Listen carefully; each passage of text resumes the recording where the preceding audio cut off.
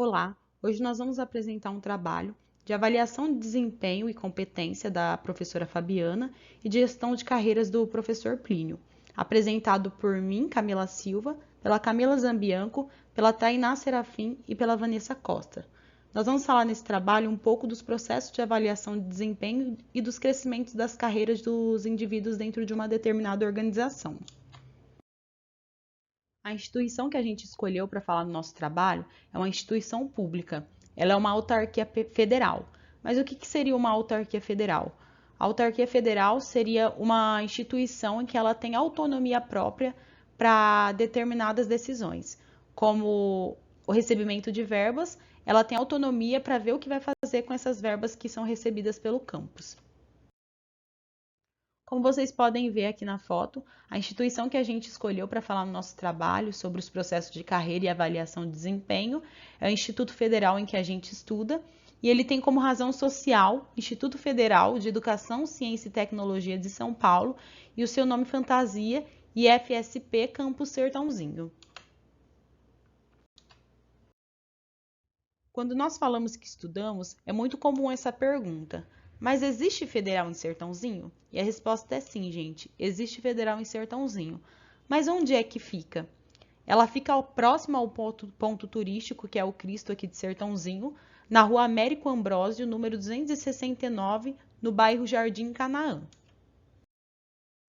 Essa foto aqui é uma foto atual dos servidores do campus de Sertãozinho. E o Instituto Federal tem dentro dele trabalhando atualmente 95 docentes, que são os professores, 59 técnicos administrativos e 4 estagiários. O campus oferta hoje em dia muitos cursos, dentre eles estão os técnicos, tecnólogos, o mestrado, as licenciaturas, tem também as engenharias e também alguns cursos de extensão. Vou apresentar para vocês o organograma do campus. Lá em cima fica o COCAN, abaixo dele vem a direção geral e ela tem algumas subdivisões.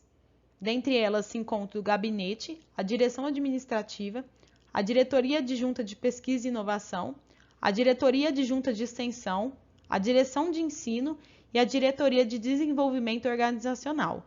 Dentre essas opções se encontram algumas subdivisões também. Relacionando ao quesito carreiras, o Instituto tem um estágio probatório, que funciona como um período de experiência, onde será avaliado o desempenho e a capacidade daquele recém-concursado.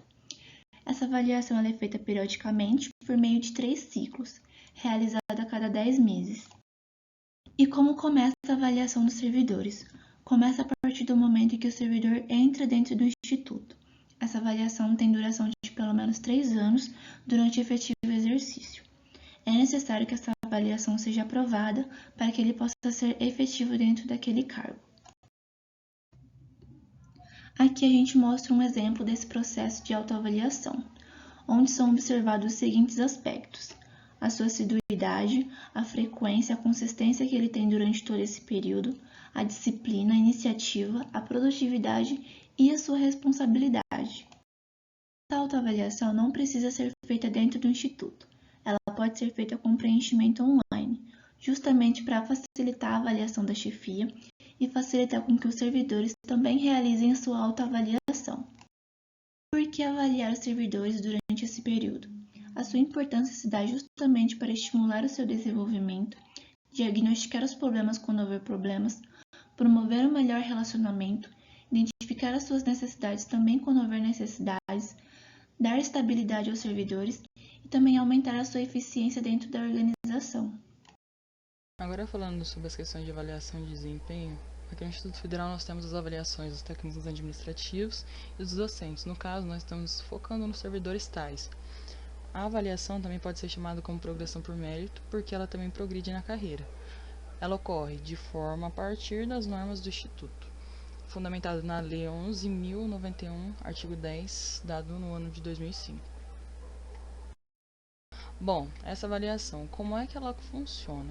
Quanto tempo? Demora entre 18 meses, ou seja, 1 ano e meio. A cada 1 ano e meio você solicita a sua avaliação de desempenho. Quem avalia? É a chefia que avalia e mais 3 colegas que trabalham no mesmo ambiente. São para todos? Sim, todos os tais têm o direito de realizá-la. Como é feita? Ela é feita por um questionário de forma online. Por onde? Tudo é realizado via Swap. O Swap que a gente está acostumado a ver os boletins e tudo mais, é tudo feito por lá. Tem feedback? Sim. As pessoas que avaliam têm a opção de poder falar e dar suas considerações dentro do próprio formulário. Aqui é um tipo do modelo que a gente tem do requerimento de avaliação de desempenho por mérito.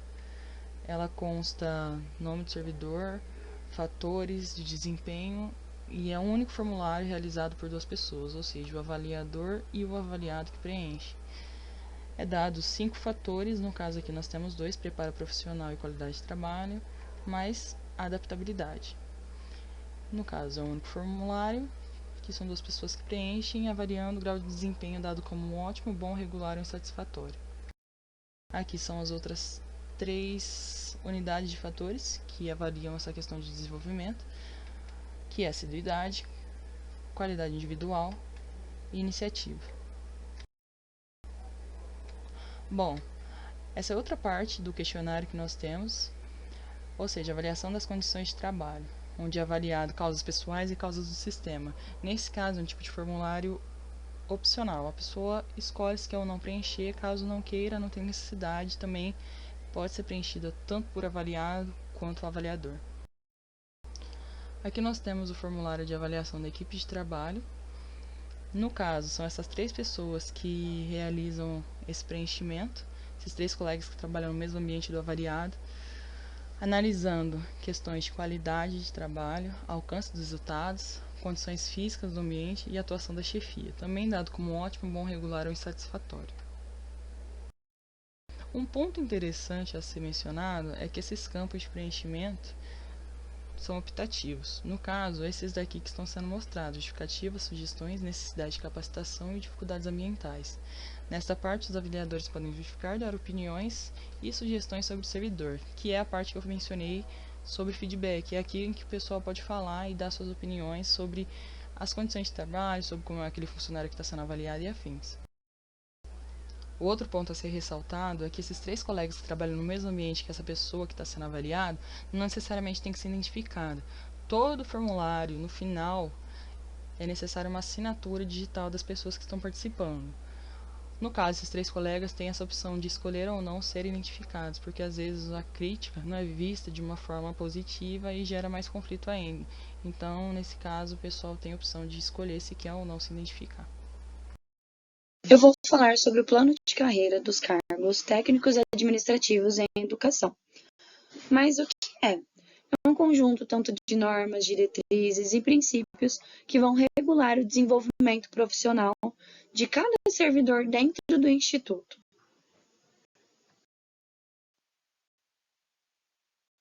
Como que acontece o ingresso na carreira? Bom, precisa realizar um concurso público, que é por meio de provas, e eles irão observar a escolaridade e a experiência que é exigida para cada cargo. E ele sempre irá ocorrer no nível 1 de cada classe. O plano de carreira ele é dividido em 5 classes, que vai de A a E. E eles serão classificados por requisitos como escolaridade. Os cargos da classe A e B, eles foram extintos e se tornaram obsoletos. Hoje, o Instituto ele abre uma licitação e contrata empresas que oferecem esse serviço com o pessoal terceirizado. A classe C, o requisito da escolaridade dele vai ser de nível médio. E quais cargos englobam o nível médio? Auxiliar de biblioteca, auxiliar de assuntos educacionais, assistente de aluno. A classe D ela já vai ser de nível médio técnico, que vai englobar cargos como técnico em contabilidade, em laboratório, química, automação e até mesmo o tradutor e intérprete de Libras. E já a classe E, ela vai ser de nível superior, que engloba cargos como administrador, contador, psicólogo e pedagogo. Uma observação importante é que os servidores eles não podem passar de uma classe para outra. Um exemplo é que quem entra na classe D, que é de nível médio técnico, ele não vai conseguir passar para a classe E, que é de nível superior. Para isso, ele vai precisar realizar um novo concurso público. Cada uma das classes vai ser dividida em 4 níveis de capacitação, que irá de 1 a 4, e cada nível ele vai ter 16 padrões de vencimentos básicos. E para conseguir mudar de um padrão para o outro, que vai do 1 ao 16, você vai precisar ter um resultado satisfatório na avaliação de desempenho. E ele vai ser por mérito, ou seja, a cada 18 meses ou 1 ano e meio, vai ser possível mudar o nível e ele vai começar a contar a partir do primeiro dia de trabalho. Falando agora da evolução dos níveis de 1 a 4. Ele será por meio de progressão por capacitação. E qual curso será considerado para conseguir obter o progresso para cada nível? Lembrando que precisa ter um intervalo de 18 meses de um nível para o outro. E o curso ele não pode ser de educação formal, de nível médio, nem graduação ou pós-graduação. Outro fator também é que a área do curso ela deve ser relacionada com a área do trabalho do servidor. Um exemplo, eu não posso trabalhar na biblioteca e fazer um curso de hotelaria. Não tem nada a ver com a minha área de trabalho. Então, não será utilizado para eu conseguir evoluir de nível. Isso depende apenas do servidor. Se ele não quiser fazer um curso para evoluir, não tem problema, pois não é exigido, apenas uma opção de cada servidor. E cada nível ele vai ter uma carga exigida diferente. Ou seja, o curso que for feito, ele deve conter o mínimo exigido de carga horária. Será que é possível eu usar certificados que foi obtido antes do ingresso no IFESP? Bom, a resposta é não. Só vai ser aceito o certificado se ele for obtido durante o período da sua atividade no Serviço Público Federal. Além do que foi falado, nós também temos o incentivo à qualificação, mas o que exatamente é um incentivo? Todo servidor, quando ele é dentro do serviço público, ele entra justamente em um cargo de uma formação específica. Quando ele resolve fazer um curso além daquela que está sendo exigida para ele, ele recebe o chamado incentivo, que é um percentual sobre o valor de salário que ele recebe a mais por estar cursando alguma coisa. Se essa área que ele está cursando é correlata com o que ele faz, com que ele atua ali no trabalho, ele recebe um tanto de percentual. Se ela é indiretamente correlata, ele recebe um outro tipo de percentual. Por exemplo, quando o curso é de graduação, se a área é diretamente relacionada, ele recebe 25% de qualificação, de porcentagem no caso. Quando ela é indiretamente, recebe 15%, e assim sucessivamente em especificação, mestrado e doutorado. Temos aqui também alguns questionamentos em relação a esse processo de capacitação, como, por exemplo, se há horário diferenciado para quem estuda. E a resposta é sim, existe uma redução de carga horária justamente para facilitar e ajudar aqueles que estão no processo de realização de cursos. Há alguma iniciativa de capacitação interna dentro do Instituto? Sim, existe afastamento justamente para ajudar na qualificação e na capacitação daquele servidor. Em caso afirmativo, a avaliação de desempenho tem relevância? Sim, o desempenho é levado em consideração, assim como também o seu tempo de exercício. E terminamos aqui a nossa apresentação. Muito obrigada!